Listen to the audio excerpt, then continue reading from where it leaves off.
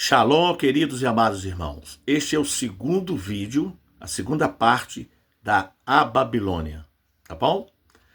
Nós estamos estudando o Apocalipse 17 e é importante aqui porque estamos esclarecendo cada versículo para você entender melhor. Amém? Muito bem. Vamos então dar sequência a Apocalipse 17, versículo 4. Achava-se a mulher vestida de púrpura e de escarlate, adornada de ouro, de pedras preciosas e de pérola, tendo na mão um cálice de ouro transbordante de abominações e com as imundícias da sua prostituição. O que está dizendo aqui é que achava-se uma mulher, nós já aprendemos no outro vídeo que mulher é igreja. Então achava-se uma igreja vestida de púrpura, né, de escarlata, de adornada de ouro, de pedras preciosas, né, e de pérolas, tendo na mão um cálice. O que está dizendo aqui? É que esta mulher, ou esta igreja que está sendo dita aqui, é uma igreja rica. É uma igreja rica. Rica financeiramente. Entende? É isso aí. Ela estava adornada, olha lá, de ouro, né, de pedras preciosas, enfim. Mas ela tem nas suas mãos um cálice de ouro, né, transbordante de abominação. O que está dentro está transbordando. Então vamos ver o que significa este cálice e o que tem dentro deste cálice. Aqui então está falando, achava-se uma mulher vestida, então uma mulher, uma igreja rica, né? Uma igreja rica. E na sua mão um cálice. O que é cálice? Aqui o cálice, ele representa o engano, a falsa doutrina e a corrupção sedutora da grande Babilônia, isto é, a meretriz, as falsas doutrinas, não é? A corrupção moral, tudo o que não presta, não é? Então, este cálice representa isso, ele está cheio de coisas que não prestam. Este cálice, então, na verdade, está representando a riqueza da igreja e o engano que está dentro dele, tá certo? Aí vem a abominação, cheio de abominação. Que abominação? Na verdade, o cálice ele é atraente, né? E vistoso por fora, não é verdade? Cálice é bonito, cálice de ouro. Por fora ele é lindo, mas por dentro é isso que está revelando para nós. Ele é atraente para te atrair, para que você comece a praticar, porque ele é bonito, né? Como a gente vê as coisas com os olhos, então você está sendo atraído para dentro desse cálice, não é? Mas dentro desse cálice, o conteúdo que tem lá dentro é imundícia, simbolizando a falsidade, né, religiosa, disfarçada de verdades bíblicas. É o que está acontecendo aqui, é o que está se passando aqui. E no final diz as imundícias da sua prostituição. Prostituição, prostituta, é, na verdade, a Babilônia, né? A Babilônia a grande meretriz, porque ela é uma prostituta, é uma igreja, né? Uma igreja com falsas doutrinas, não é? Então, essa prostituição, ela representa a união ilícita, na verdade, do sistema religioso com poderes políticos. Por exemplo, aqui vai mencionar mais tarde, mais para frente, os reis. Os reis são quem? Os líderes de nações, os líderes religiosos, né? Levando a prática que violam a fidelidade de Deus. É isto que o versículo 4 está trazendo para nós. Espero que você esteja entendendo, né? Portanto, iremos então para Apocalipse 17, versículo 5, que é também interessantíssimo. Vamos aprender, vamos lá. O que diz então o versículo 5? Está aqui, ó. Na sua fronte, na fronte de quem? Da mulher que nós lemos no 4. Existe uma mulher, e essa mulher representa a igreja. Na sua fronte, na fronte da igreja, achava-se escrito um nome, um mistério. Qual é o mistério? Olha só o mistério que está na fronte da igreja, na fronte desta mulher. Babilônia, a grande, a mãe das meretrizes e das abominações da terra. O que é Babilônia? Eu não sei se vocês sabem, mas um dos nomes da Babilônia, porque tem muito mais na história, biblicamente, ela foi Babilônia devido à Torre de Babel. Eu não sei se vocês conhecem a história da Torre de Babel, mas o povo começou a construir uma torre para chegar ao céu e ter privilégios, né? E ter poder, e etc, e etc. Mas Deus não se agradou e confundiu a língua daquele povo e virou uma confusão.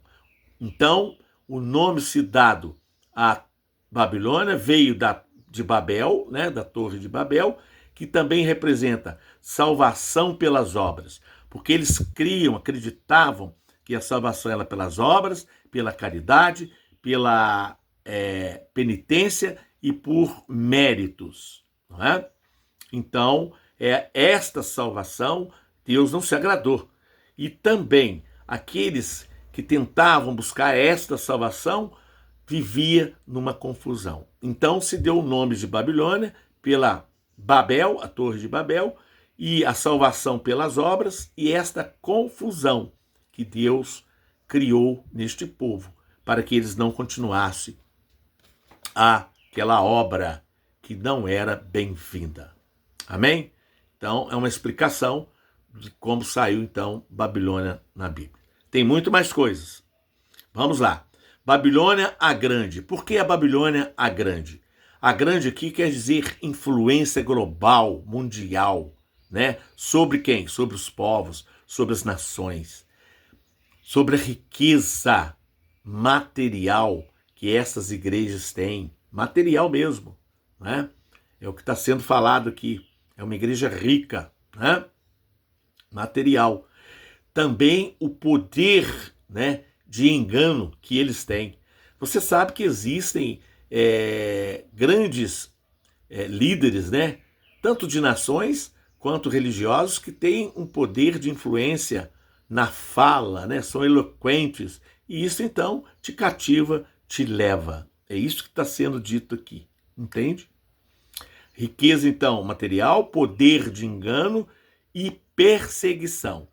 Existe perseguição quando você não comunga do mesmo prato que eles. Isto é, quando você não faz parte daquele sistema imundo religioso. Eu vou te dar um exemplo meu. Quando eu saí do sistema religioso, eu tenho certeza que muitos disseram, como já vi dizendo de outras pessoas, tá vendo? Que lá não tinha fé, tá vendo? Sabia que aquele lá não ia para frente, tá vendo? Que lá não tem Deus no coração, aquele lá não foi convertido. É isso que eles falam. O grande sistema fala isso. Eu até concordo que tem muitas pessoas que saem e não procuram mais Deus para nada. Não tem relacionamento com Deus. Mas não é o meu caso. Eu, depois de minha saída, o meu relacionamento com Deus só tem crescido, porque eu tenho buscado Deus todos os dias. Entende? Eu tenho lido a palavra, tenho estudado a palavra, eu converso com pessoas na rua, eu estou aqui levando a você o conhecimento da palavra de Deus, eu estudo para levar a você dentro da minha simplicidade, dentro daquilo que eu posso, mas estou dando de coração, de graça. Entende? Então, é conversa fiada do sistema. Quem não serve para o sistema, eles jogam fora e quer falar mal daquelas pessoas. Mas não se engane, meus irmãos. Chegará o tempo que todos eles vão olhar e vão dizer: por que eu não fiz o mesmo? Mas, irmãos, entenda, sair do sistema religioso não é sair para ficar sem Deus, é pelo contrário. Porque ele diz a palavra: eu não habito em templos feitos por mãos de homens. Ele habita em nós. Por isso nós temos que ter um relacionamento diário com ele. Eu não preciso estar dentro de 4 paredes para ter relacionamento com Deus, não, irmãos. Porque tudo isso faz parte do sistema aí. Entende? É isso que está dizendo o versículo. É isso que está dizendo a grande, Babilônia grande. Entende? O poder de influência. Eu conheço irmãos que devem conta de luz, conta de água, para enriquecer o sistema. Entende, irmãos? A coisa é muito mais séria. Mas, vamos para frente. Aí continua, Babilônia grande, a mãe das meretrizes. Por que mãe das meretrizes? Porque, na verdade, esta mulher que é a igreja e esta mãe das igrejas, né, que é a prostituta, que é a meretriz, ela é a igreja de Roma. É o que está sendo dito aqui.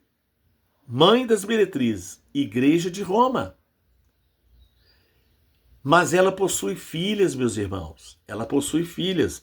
Todas as igrejas que existem, que saiu de Roma, que trouxe, que herdou a doutrina de Roma, que vive também essas falsas doutrinas, são filhas da mãe. São filhas de Roma. Entende? Essas igrejas, né, que se apega a doutrinas de Roma, são doutrinas falsas, porque herdou isso delas, trouxe isso da mãe. A filha aprendeu com a mãe, não é assim? A filha não aprende com a mãe?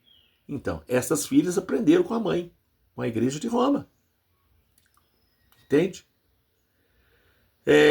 Entende que estas filhas são todas que saíram de Roma. São todas as igrejas que derivaram-se de Roma. Por exemplo, as protestantes.